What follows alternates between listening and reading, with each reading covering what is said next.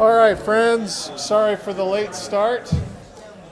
My son was texting me about spare headlights. He's about to start his shift delivering pizzas for Papa John's, and I think he's concerned that the headlights are out in his 2011 Nissan Sentra. So good luck to him. I can't fix that problem, but he's 21, so off he goes. All right. Things always break. This is the year of things breaking in my life. A car headlight is just the tip of the iceberg, but things always break when you need them to work. All right. Well, we've been talking about metabolism. We're part of the way, just barely into fatty acid beta oxidation. So in this reaction, as we talked about last time, nature uses FAD as an oxidizing agent to oxidize this alkyl thioester into an alpha-beta unsaturated thioester. What we've done previous to this point is talk about how to get the fatty acid carboxylate to become a thioester. Right now, it may not be clear or obvious why you'd want the thioester in the first place. Stay tuned for that. That will become more clear when we get to the citric acid cycle. But now, our overall goal in fatty acid beta oxidation is going to be to break this bond between the alpha and the beta carbons. To do that, we're going to try to set up a situation where we can do a Retro-Claisen reaction, because as you know from your experience with aldol and Claisen chemistry, both of these types of reactions make bonds between the alpha and the beta carbon of a carbonyl. So our goal is to rearrange this molecule so that we can break the bond between alpha and beta carbons. And the first step there is to oxidize the molecule so we have a double bond there. This reaction is called a dehydrogenase reaction. You're removing basically hydrogen in the form of H- and H+, hydride and proton. Incidentally, as we go through, I want you to sort of pay moderate attention because to everything I say. No, please pay close attention to everything I say. But to the enzyme names all end in A's for the most part, and that's just a biochemical convention. If you're feeling like Dr. Heinz Doofenshmirtz, you can say that A's equals innator. It just describes what the enzyme does. Everything before A's describes what the enzyme does. So dehydrogenator, yes, that removes hydrogen from the molecule. Right, so the molecule that does this, we'll look at FAD, and we introduced this last time. Some of you have come to my office with sort of questions about FAD and how it works, what it's good for. What we're going to focus on is its use as an oxidizing agent. And to understand this, you need to see the nitrogen in yellow as being electron poor and being a hydride acceptor. And I'm going to just briefly erase these arrows. One of the ways you can view that nitrogen as electron poor is to see how you could, by resonance, put a positive charge on that nitrogen. So I'm just going to do this briefly by erasing things. Do you see how that by resonance I could move the double bond here and a lone pair out onto that oxygen? That would leave a positive charge on that nitrogen. See how we got there? We'll do undo, redo. That shows you that that carbonyl is withdrawing electron density from that nitrogen. Though I won't do the same thing, you could use a similar process to push the arrows here, here, and then out onto this oxygen. So both of these carbonyl oxygens are making that nitrogen electron poor, and that nitrogen is a hydride acceptor. So as the hydride is delivered, the mechanism of this reaction involves first making the enolate, first deprotonate the alpha carbon. There goes our hydrogen, our proton. Then we have this enolate intermediate. I don't know why that's red. or why I'm bothering to change its color, but there we are. The enolate intermediate, negatively charged alpha carbon, kicks down as a kicking off group. Hydride leaves, not as a leaving group, but is handed off directly to the electron-poor nitrogen of FAD. Then, if we stop there, we'd have too many bonds to nitrogen. So we could push arrows and have the electrons go out onto that oxygen that's electronegative, and that could lead to a negatively charged intermediate. Ultimately, though, it's going to be more stable for that molecule to get protonated on the nitrogen. So instead of showing that other intermediate, we're just going to show these arrows, these electrons from this carbon-nitrogen bond coming to remove a hydrogen atom from something. We don't know what this is. It may be known. I just don't know it. It could be solvent, or it could be an enzyme side chain. There are plenty of atoms in enzyme side chains that have pKa's that would enable them to act as proton donors. All right. Afterwards, what is the structure of FADH2? I'll illustrate that for you briefly here. The benzene ring on the left-hand side is still the same. The nitrogen at the para sort of position relative to the glycosidic linkage, because what's down here is the rest of the molecule, the ribose ring. The nitrogen at the para position has the hydrogen that comes from the beta carbon, and these electrons that also come from that bond between the hydrogen and the beta carbon. There's a double bond here, and then the other side of the molecule looks like this. And the proton that we pick up in the previous step is there. Okay. Of course, the electrons from that nitrogen-hydrogen bond came from the pi bond that's there. So this is the hydride that gets delivered, and this is the proton that we pick up either from solvent or some enzyme side chain. Okay. Questions about that reaction? So the name tells you what it does. Dehydrogenase tells you it's an enzyme that does oxidation or reduction chemistry. The fact that this is acyl-CoA dehydrogenase tells me I'm oxidizing the acyl-CoA to get to the alpha-beta unsaturated thioester. Okay. Just as a preview, enzymes are catalysts. They don't care about thermodynamics or which way the reaction's going. That's controlled by other factors. So an enzyme is necessarily named for one direction, even though it catalyzes both directions. So you will sometimes find enzymes that are named, not in this case. In this case, the enzyme's named for the forward reaction. But you're going to find some enzymes that are actually named for the backwards reaction, and you'll just have to be okay with it, because that's the world that we live in. All right. So that's the first step. Second step is, ideally, if we wanted to set ourselves up for a Retro-Claisen reaction, we would ultimately want a ketone on the beta carbon, which means we need an oxygen on the beta carbon. We now have an alpha-beta unsaturated thioester. The second step of the reaction, the second step of fatty acid beta oxidation, is simple conjugate addition of water to the alpha-beta unsaturated thioester. So this reaction is pretty easy to understand, should be pretty simple based on your previous experience with conjugate addition. Remind me what conjugate addition is. Where does the nucleophile attack for conjugate addition? Carbonyl carbon or beta carbon? Beta, right? Remember, both are electron poor, but in conjugate addition, we attack at the beta carbon rather than the carbonyl carbon. So here is water going to react as a nucleophile. I'm going to show a base removing a proton from water at the same time as I show the oxygen attacking the beta carbon.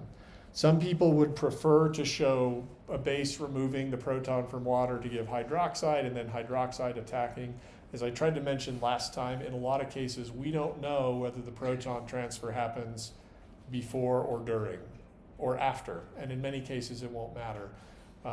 And so that's why I'm just taking the easiest way possible.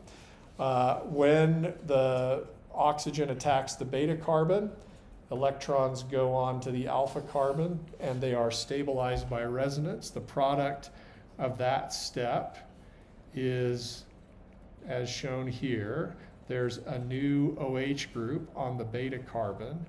The alpha carbon of your thioester is negatively charged. You should see that this is a resonance stabilized enolate intermediate. That negative charge is delocalized on the alpha carbon and on the carbonyl oxygen. In some cases previously, when we've been doing, say, conjugate addition or 1,4 addition of cuprates to alpha beta unsaturated carbonyl compounds, we showed protonation on the oxygen first because it's fastest there, and then we showed tautomerization from the enol back to the keto form. We're not going to bother with that in this case, though that's probably also what's happening here. Instead, we will show the enolate getting protonated by some acidic group. Again, it could either be from the enzyme or perhaps solvent. And that will give us now the beta hydroxy thioester. Now, if our goal were simply to break the molecule apart into two separate chunks, then we would have a decently strong case for just moving ahead, because the beta hydroxycarbonyl is an aldol product. And you can do a retro-aldol reaction to break the bond between the alpha and the beta carbons. Do you remember how that works? What's the first step of a retro-aldol reaction? I got to deprotonate something. What do I deprotonate? The oxygen. I deprotonate the beta hydroxy group. Then electrons would kick down and kick off an enolate. This is ancient history, but you got a final exam coming up, so this kind of review is useful, right? If I did the retro-aldol reaction to break the alpha and the beta bonds, what functional group would the beta carbon turn into? Aldehyde, okay? And then what would be the group over here? It would be an enolate of a thioester. Now, nature might have chosen to do that, but it turns out it's actually pretty inefficient to have an aldehyde on one side and a thioester on the other. It'll be more efficient if we could break this bond and have what's over here be a thioester too. That may decrease the number of steps we have to do. So nature doesn't attempt the retro-aldol reaction at this point. Instead, what we're going to do is oxidize the beta hydroxycarbonyl compound to a beta keto thioester. The enzyme that catalyzes the conjugate addition step is called enoyl-CoA hydratase. Remember, A's is just inator, hydrateinator. What are you doing to the molecule? You're adding, hydrating it. That means you're adding water. There's the OH group, and there's the proton. There's H2O that you just added to this molecule. Okay? All right, let's look at step 3. Step 3 is an NADH-based oxidation. We're going to oxidize the beta hydroxycarbonyl compound to a beta keto thioester. So how does that reaction work? Let's draw the beta hydroxycarbonyl compound. And I'm not going to show you the mechanism for this reaction because based on the oxidation of glycerol 3-phosphate to dihydroxyacetone phosphate, you ought to be able to get it. So I'll just show you what is involved. NAD plus acts as your oxidizing agent to give you NADH, which is now in its reduced form. And that converts the beta hydroxy group into a beta keto group. If we were to talk through this mechanism real briefly, I would remind you that we can abbreviate the structure of NAD plus like this. I would remind you that NAD plus is permanently electron poor, and that this carbon is the one that accepts the hydride. So you would expect a base to remove a proton from the beta hydroxy group. You would then expect electrons to kick down to form a carbonyl, and then you would expect hydride to leave as a leaving group and be delivered to NAD+. If you had to guess what is the name, we won't worry about it because I don't have it written down in my notes. I should have written it down, but I don't have it. We can look it up later. But if you had to guess what class of enzyme does this based on your previous experience, what do you think? Dehydrogenator. Dehydrogenase, yeah, because you're removing a proton here and a hydride in green. Okay, now with the beta keto thioester in place,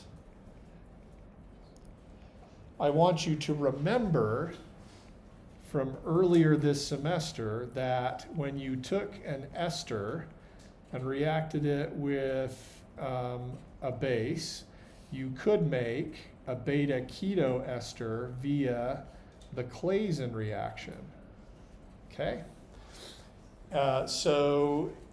And just as the Claisen reaction, just as the aldol reaction is reversible, we'll see that under some circumstances, the Claisen reaction can be reversible too. Just to review what the steps of the Claisen reaction mechanism are, first we formed an enolate, right, by removing a proton from the alpha carbon to give us a nucleophile.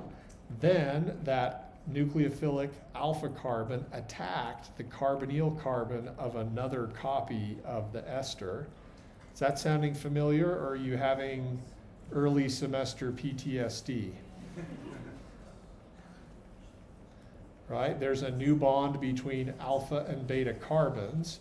Then negatively charged oxygen can kick off a negatively charged oxygen leaving group to give you the beta keto ester product. Now I'm skipping over some stuff because there was a deal about the hydrogen being between the two carbonyls being especially acidic, and how the ETO- leaving group was going to deprotonate that, and then we had to gently acidify, to say nothing about what if we wanted to hydrolyze the ester and do decarboxylation or all of that stuff, right? But that's the Claisen reaction. The Retro-Claisen reaction presumably would involve this OET- acting as a nucleophile, attacking the ketone to give you this tetrahedral intermediate, which would kick down and kick off the enolate. So we are now set up in step 4 with that brief review of the Claisen reaction, because step 3 gave us the beta keto thioester. We are now set up for the Retro-Claisen reaction that's going to clip off. It's going to break the bond between the alpha and the beta carbons and clip off 1 unit of acetyl-CoA. So we'll call this the Retro-Claisen reaction of the beta keto thioester. The enzyme that does this, it could be called Retro-Claisenase, or perhaps Claisenase for the backwards reaction, but instead it's called ketoacyl. That's another term for a beta keto thioester. Ketoacyl-CoA thiolase. Ketoacyl-CoA tells you what the substrate is, or the starting material. What does thiolase tell you? Well, thiolase tells you that you're going to use a thiol as a nucleophile. I've drawn before once, or you can look up, it's kind of a large and annoying structure of what coenzyme A is. It's essentially a large group with a thiol at the end of it. And what this is going to do is it's going to break the bond between the alpha and the beta carbons. We're going to install a new thioester on what used to be, in air quotes, the beta carbon. And then the carbonyl carbon and the alpha carbon are going to come off as acetyl-CoA. And this then goes to the citric acid cycle, which we will talk about soon. Okay? Let's show you the mechanism for this reaction. Presumably some base removes, and I'm going to draw coenzyme A like this. Presumably some base removes the proton from the thiol, and thiol pKa is around 8, so it doesn't take a very strong base to do this. Presumably at that point, the negatively charged thiol attacks the beta carbon of the beta ketoester, attacks the carbonyl carbon of the ketone, beta ketoester, to give us a tetrahedral intermediate that looks like this. So, and as you review your notes, I just want you to check with the mechanism I drew for the Claisen reaction to see how what we're doing here is exactly what you would expect for a retro-Claisen reaction. So, coenzyme A was our nucleophile. Here it is. It's attached to now the beta carbon of our beta ketoester. Here is the bond between alpha and beta carbons. And then here is the thioester.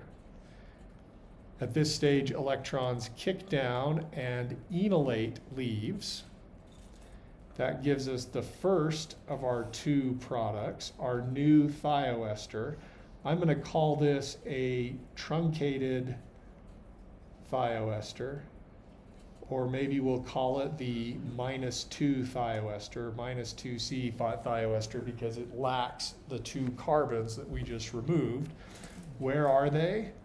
They're over here in this enolate, which is going to pick up a proton again from either solvent or a side chain in the enzyme active site. We don't care which. And there you go. So up here we have acetyl-CoA, and then we have the -2 carbon thioester. Okay, questions about that? So now you take the -2 carbon thioester, you go all the way back to step 1, and you do steps 1 through 4 again, and clip off another 2 carbons. And then you do that again, and again, and again, until all you're left with is acetyl-CoA on either side, and then the thioester has been completely metabolized, and the fatty acid has been completely metabolized. Okay, questions about that? So you can approach this just memorizing things, and some of you will be decently successful doing that. It will be more fun if you can try to see the chemical logic that's motivating this process. Why do we need to oxidize in the first step? So we can get an alpha-beta unsaturated carbonyl compound. So in the second step, we can put an oxygen there. So in the third step, we can oxidize to a ketone. So in the fourth step, we can do the Retro-Claisen reaction. And then we're set up immediately after that Retro-Claisen reaction. The product of that, the -2 thioester, is the new substrate molecule, the new starting material for step 1. And the same enzyme does it. And so nature's using the same machinery to, like a factory, gradually chip off 2 carbon units from the fatty acids until nothing's left. Okay, questions? Yeah? Is there like an additional step for unsaturated fatty acids? Great question. Is there an additional step for unsaturated fatty acids? I suppose some of that we could do the math and figure out where the double bonds are for the unsaturated fatty acids. They're in predictable places, and see whether the double bond's already in the right spot or not. I don't actually know the answer to that. We could look at it. I'll just punt on that, and you'll either get it in biochemistry or you won't. But as with all things, have you guys noticed how the first thing that I do when you come to my office to ask me a question is I'm like, let's see what Wikipedia says about that. So you could look it up. I don't actually know the answer to that. It's a good question. If it's not in the right place, if it is in the right place, presumably nature could just proceed. If it's not in the right place, nature would need to get rid of it and then start again. So I don't know whether nature reduces the alkenes that are present or not. That's a good question. All right, others? Yeah. So is for the enzymes right there says dehydrogenase. Yeah. That's when is that always a hydride is taken off? With dehydrogenases, is that always a proton is removed and a hydride comes off as a leaving group? Not always, but that is one of the ways you can do oxidation chemistry. And it needs to have the GEN for it to be hydrogen instead of. It needs the GEN to mean hydrogen like redox as opposed to hydrate, which is water. Yeah. Okay, good. Yes? Just to make sure I'm tracking where these two carbons that we clipped off are going, the two carbons that we clipped off are the acetyl carbon. Are the acetyl-CoA, yes. So if we were to, maybe I need to choose a different color that we haven't used for other purposes. I'll try to label those two throughout the whole thing.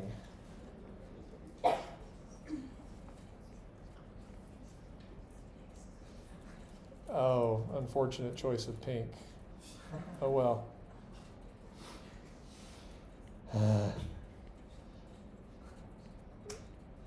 You know, feel free in the end of semester evaluations, which are upon us, to write about all the time I wasted making pretty colors. All right, good. What else? People read those, actually. I have an interview with the department chair every single year, and he reads all of my end of semester evaluations. So if you want anything to be read by my boss, go ahead and put it in there, all right? Because we have detailed conversations about that. Okay, let's see. So that's the fate of the fatty acids. Now let's delve into carbohydrates. And just to orient you, we've seen a little bit previous about carbohydrates in the sense that I told you that the glycerol portion of the lipid, we converted it into dihydroxyacetone phosphate, which is something that's going to go to downstream a bit in the process of glycolysis, which is metabolism of glucose. Okay, so we've already encountered one molecule that you're going to see in the metabolic pathway for carbohydrates. As before, the process you can do pretty well with glycolysis simply by your powers of memorization. It will work better and be more fun to you if you can focus in on the chemical logic. If you just memorize a bunch of facts, you're going to miss something. If you try to see the chemical logic, it's certainly not this for everybody in the world that knows about glycolysis, but at BYU we can say this: you'll see the hand of God in it. We just talked about that in the fatty acid metabolism, how all of this is about clipping off 2 carbon units, and it makes sense how it's going to work. You'll see something similar in glycolysis. So I encourage you not just to brute force memorize it, though you can be successful that way, but you'll be missing some of the beauty of the process. So our overview on glycolysis is you've got glucose, which is C6H12O6. By the way, that's why they call it a carbohydrate, because for every carbon, you've got an equivalent of H2O. You're going to use 2 molecules of ADP overall, 2 molecules of inorganic phosphate. When biochemists write PI for inorganic phosphate, what they mean is this. They mean phosphoric acid in one of its charged forms, whether it's the completely deprotonated version, the dianion, or the monoanion. Based on reasonable pKa's at physiological pH, it's probably a mixture of these two. And again, if you want to write a balanced equation, sometimes you have to be a little bit creative about where the protons come from, depending on what form of inorganic phosphate that you're dealing with. In any case, we're going to, just to balance the protons out, I'm going to write 2 molecules of NAD+, we'll need that, and then I'm going to add 1 molecule of H2O. You'll see, actually 2 of H2O, you'll see why in a little bit. Then the products are going to be 2 molecules of something that's called pyruvate. Remember, glucose has 6 carbons, pyruvate has 3. Then we're going to get out of this process 2 molecules of ATP, 2 molecules of NADH, and then 2 molecules of H3O+. Why did I put water up here? Because I am averse to writing H+, because H+'s don't float around by themselves in water. They're always attached to water molecules as H3O+. That's the overview for glycolysis. And hopefully this gives you a sense for how much is done versus undone in glycolysis. So we could draw the 6-membered ring form of glucose here so that you can see all of the bonds. Here's pyruvate. What have we done? Well, we've clipped a 6-carbon thing into 2 different 3-carbon things. The ring isn't there.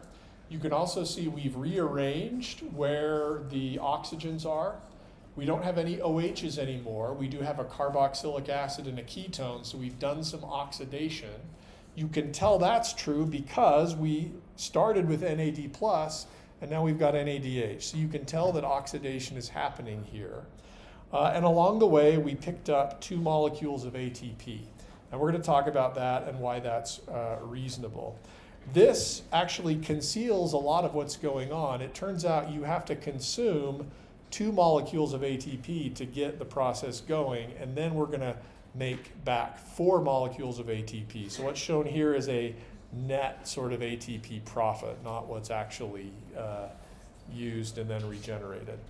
Okay, there's 10 steps here. I want you to know enzyme names. I want you to know intermediate names, structures, arrows, everything. And I want you to have a feel for which steps are totally downhill in energy versus which steps could go forward or backwards. Okay? That will become useful to you in biochemistry, and it will be a useful way for you to test how well your chemical intuition is developing. I'm going to divide the 10 steps of glycolysis up into 2 phases. One I'm going to call, sorry, I got to get the clock going here because, oh shoot. Well, anyway, somebody's going to tell me when we're done. I usually have my phone telling me when we're done. I have a watch. That's what they're for, right? Yeah. Okay. All right. Investment phase. Step 1 begins with glucose. And some of the reasons for what we're going to do will not be immediately clear until a future downstream step.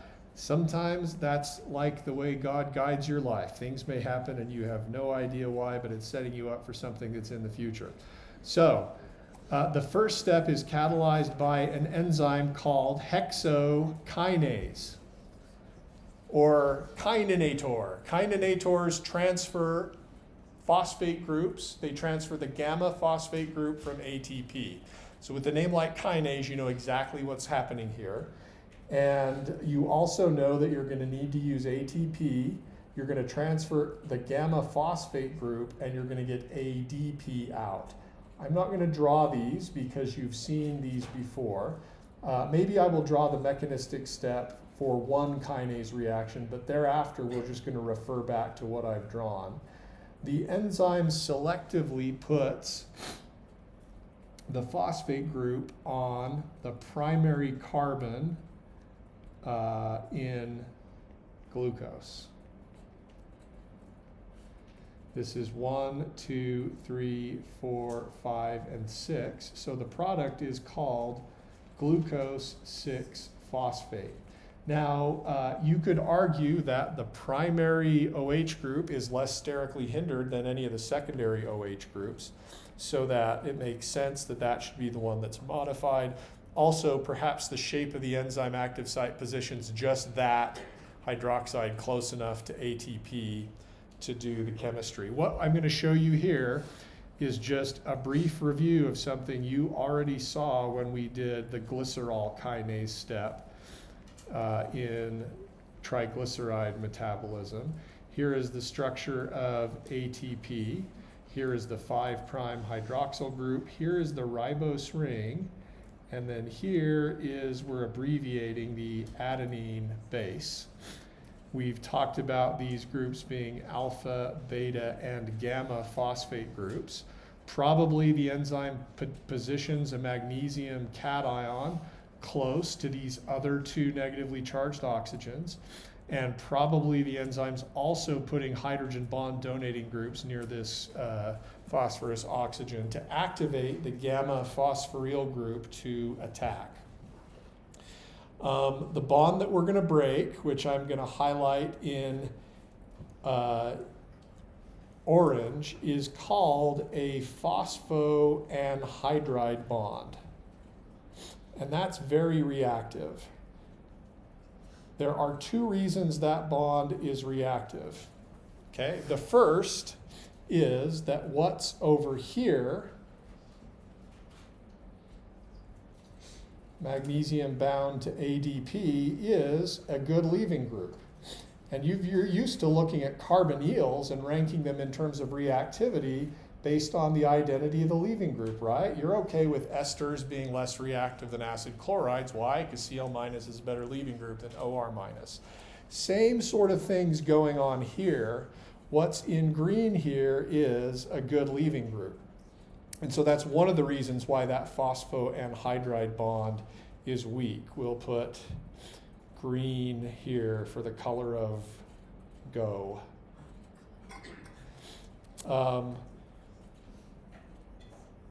Sometimes I get distracted, and at one point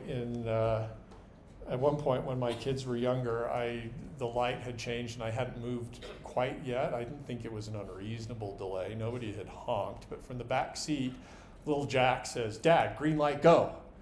And his mother was thinking it, but not saying that at the moment. So at one point, when I was stressed out about a proposal that I was needing to write and whether it was going to work or not, Amber framed a picture of a traffic light with a green light on it. That's in my office now. It means green light, go. It means don't doubt yourself, just go.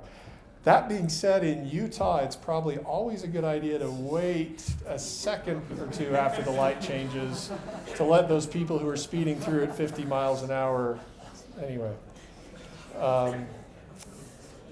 If that's you, quit it, all right? Okay, so we're going to have the other reason why this bond is weak is probably charge-charge repulsion. Notice the gamma phosphoryl group has two negative charges on it. They are close to the negative charges on the beta and the alpha phosphate group. If I break that bond, I relieve that charge repulsion. So this is a pretty reactive molecule. What's going to happen then is a base is going to remove a proton either before or during attack of the primary oxygen on the phosphorus.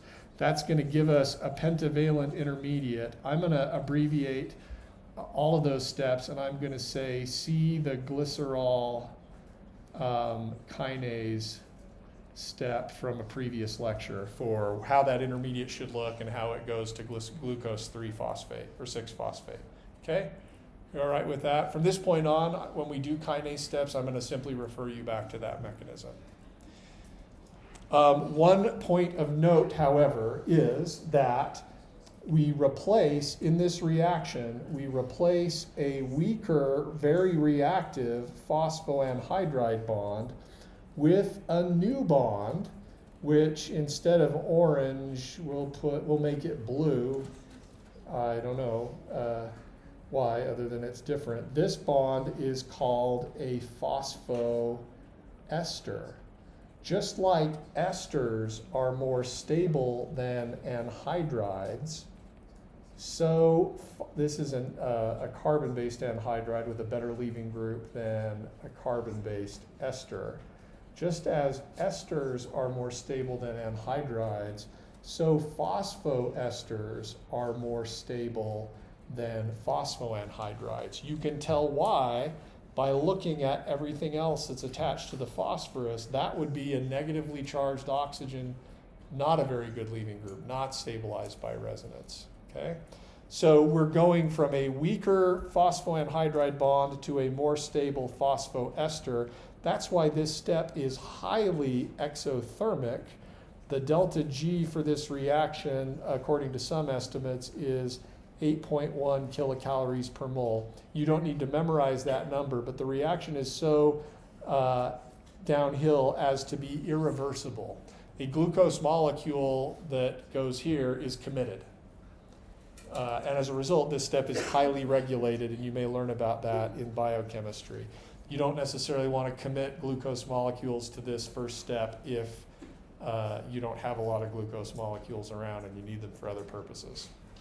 Okay, so that's step one. Step two is going to be conversion of glucose 6-phosphate into an isomer called fructose 6-phosphate. And the enzyme is called, unsurprisingly, glucose 6-phosphate isomerase, or isomerinator. This is the thing that makes the isomer. And how it does this is simply through two sequential tautomerization steps. So to understand this, we need to draw the structure of glucose 6-phosphate. I'm hedging on the stereochemistry at the anomeric carbon. I'm also abbreviating the phosphate group as shown here. And then we're going to draw the structure of fructose 6-phosphate, which looks like this. I'm drawing it in its ring-closed hemiacetal form. Sorry, I'm not liking what I'm doing with the 5-membered ring. This is a chair-like structure for a 5-membered ring. We never learned much about 5-membered ring conformations, and we don't need to.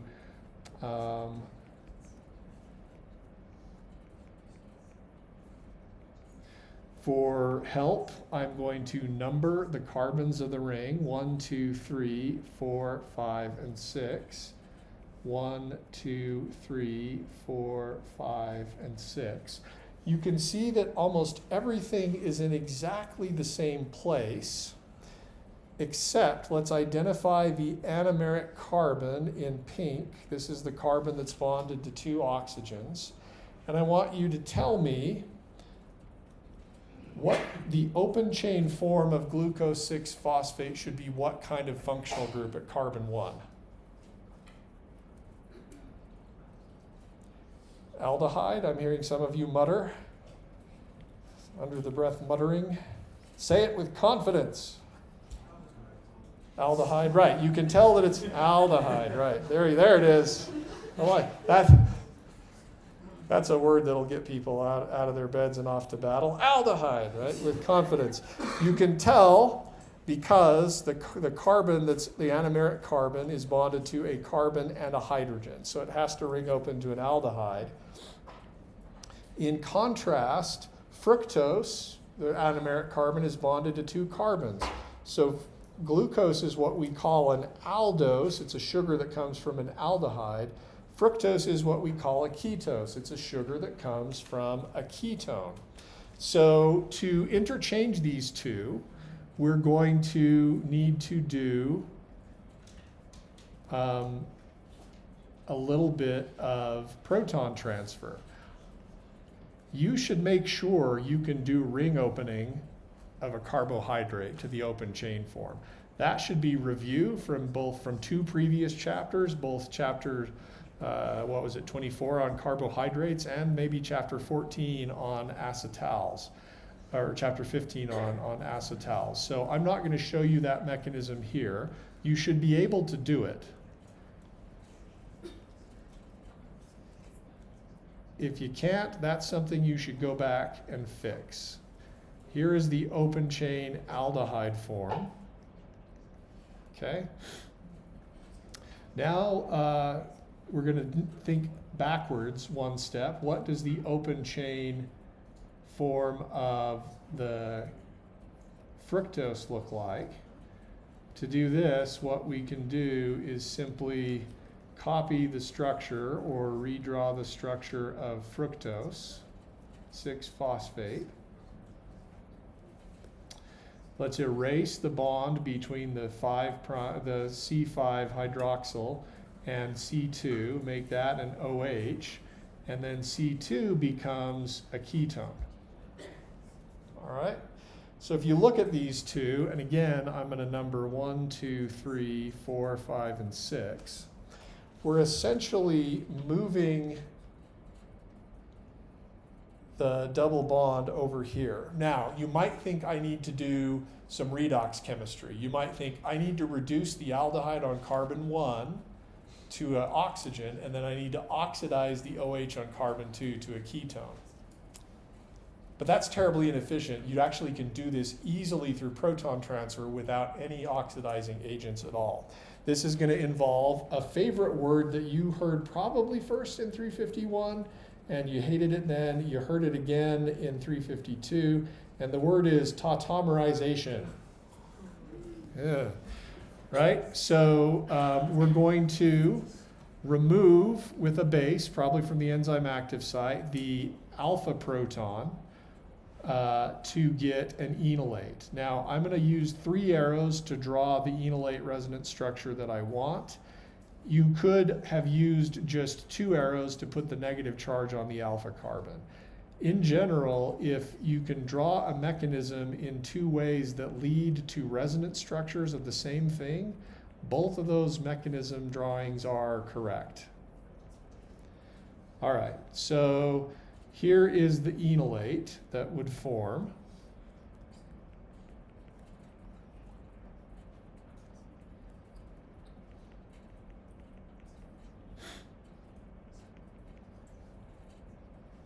Okay, and of course the negatively charged oxygen is also delocalized. The negative charge on the oxygen is also delocalized on alpha carbon 2. Okay, but if I protonate on the oxygen, that leads to the enol tautomer of my aldehyde, which I'm going to draw here.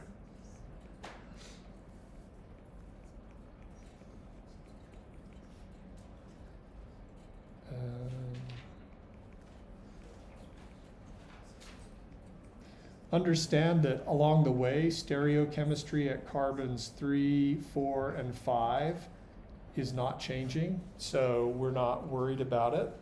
This intermediate is a special intermediate. It is called an enediol. Yeah? Are we missing a phosphate group on these drawings? I knew there was muttering that I didn't understand, and that's it, isn't it? Mutter louder next time. And I understand that some of you are like, that's like the whole problem 19 on the exam where there was a mistake with the arrows, right? Thank you for correcting that. And good job finding that kind of thing. That skill would come in handy, right? Okay, yes, the phosphate group is always there. Thank you. Thank you for that. The enediol intermediate is important, and I can't tell you why because it's now 150. So see if you can get from here to here on your own, and we'll pick it up on Monday.